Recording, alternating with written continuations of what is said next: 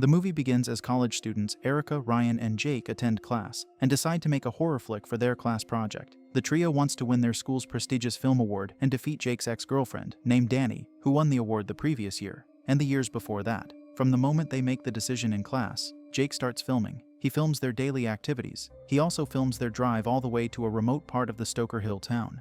In their conversations, there are certain highlights. Erica is a talented actress who already has a scholarship ticket to Juilliard, and it is implied that Jake still has feelings for Danny and isn't over her. Erica is charged with walking suggestively downhill as the boys film. An old and scrappy sedan is caught in the shots as it drives by her. The boys joke that the car's owner wants to solicit some pounding. Soon, the boys finish with that shot and ask Erica to come up. As she is about to cross the road, the scrappy car drives towards her with such speed and manages to pull her inside. She is essentially napping, and the boys raise an alarm. They yell and wail for their friend.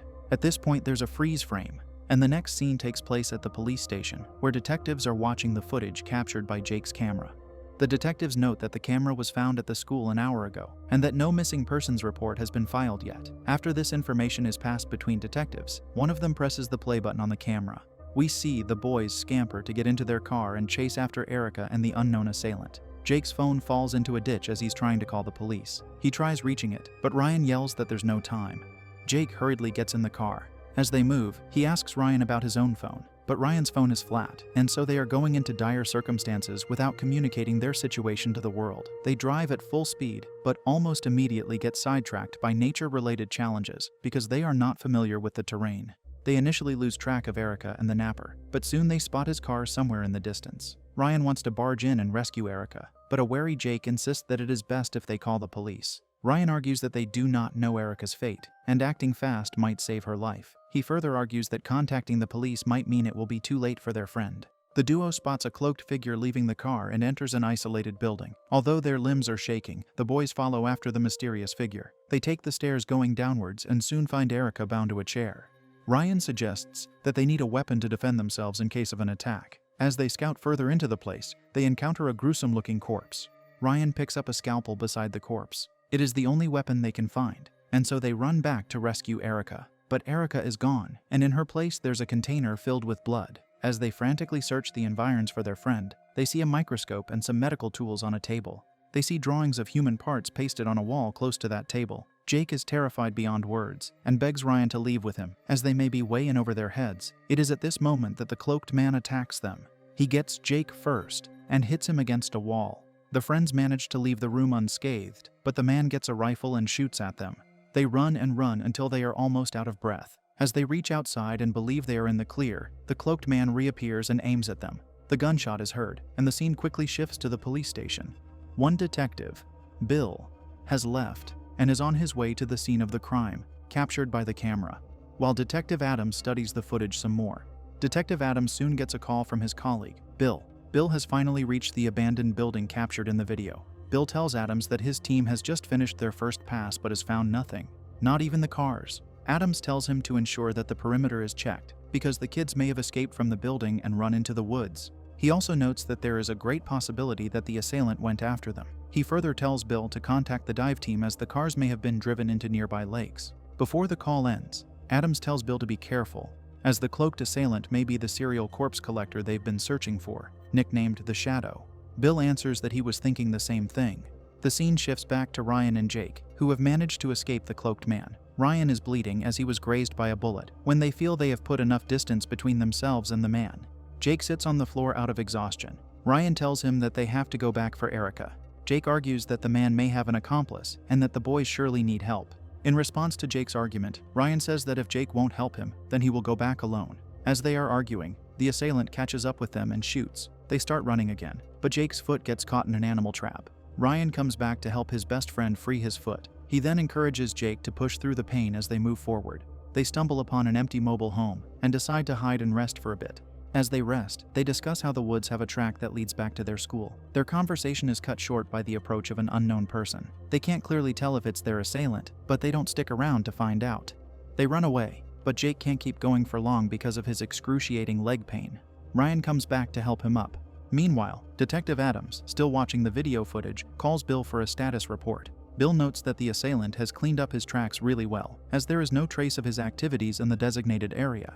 As the colleagues exchange theories, it is revealed that the corpse collector captioned, "The Shadow does not have a clear pattern, as 6 harlots and then 3 random guys have gone missing in the previous months." The guys finally make it back to their school using the bush tracks, but it doesn't take long for the masked figure to catch up with them. They were initially intent on getting a call across to the police or the fire department, but as he shoots at them, their intent devolves into survival only. As they run, Ryan manages to pull down the fire alarm in a hallway.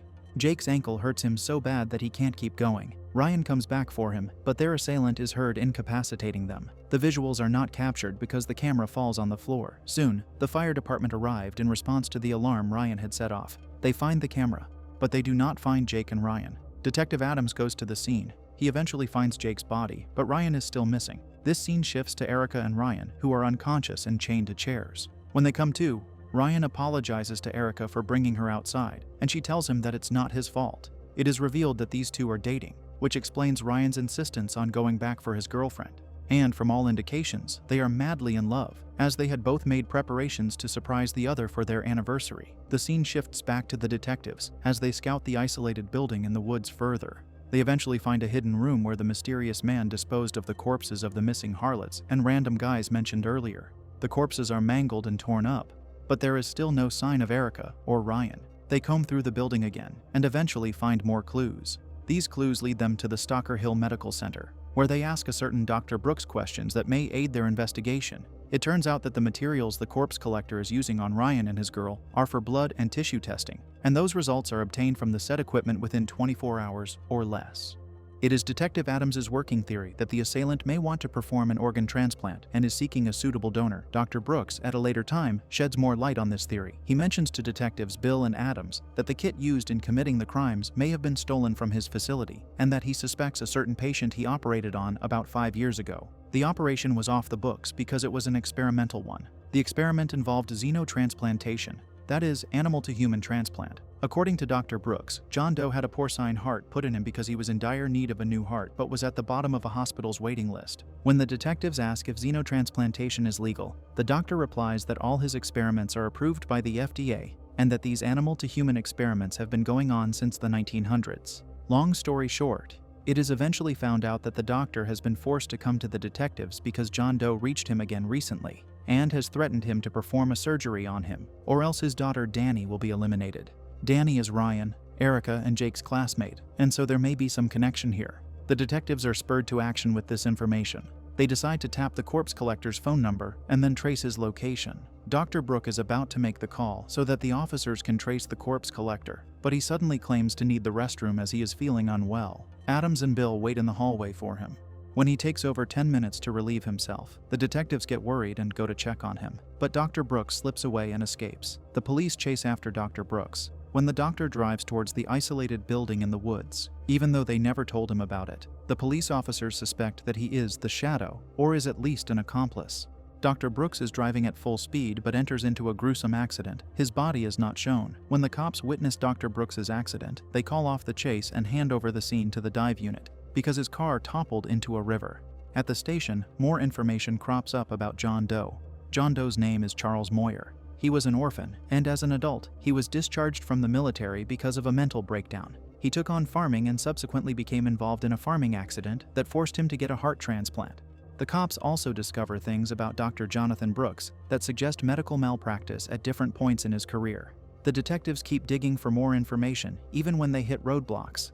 Meanwhile, Erica and Ryan have turned pale from blood loss, but they still manage to look for ways to escape. Eventually, Erica frees one bound hand with Ryan's encouragement, and she gets hold of a screw, which they plan to drive into the assailant's neck when he is unsuspecting and comes close enough. The mysterious man brings in an unconscious Danny and ties her up, and when he gets close enough to Erica, she tries to puncture him, but the man is too quick and strong. He overpowers her and drives his knife into Ryan's thigh to serve as a lesson. When Danny awakens, she is informed of the terrible situation by the others. Meanwhile, the detectives are on the move again, as they have finally been able to trace the axis of the crime. Unfortunately, as they search the place, Bill's foot gets caught in an animal trap, just like Jake's own did earlier. Adams steps in to help and saves them both from an even more precarious, painful-looking trap. Although spooked by how close they were to seeing their ancestors, the men forge ahead and eventually come across a mobile home. As they search the place, there are indications that the corpse collector has been living there the whole time. Soon, they find a hatch connected to the home and go through it. They eventually find the collector taunting his victims. Danny manages to escape her bonds, but he disposes of her quickly. He also ends with Ryan a quick poke to the heart. As the detectives fight him, only Bill survives. But as the assailant, who never remains down after being hit so many times, tries to carve out Bill's heart, Erica drives her screw into his brain with such emotional strength that the collector collapses at the spot. The scene swiftly changes to Ryan, Erica, Jake, and Danny's classroom. Turns out they are all alive, and the story above was just their class project in motion. The end.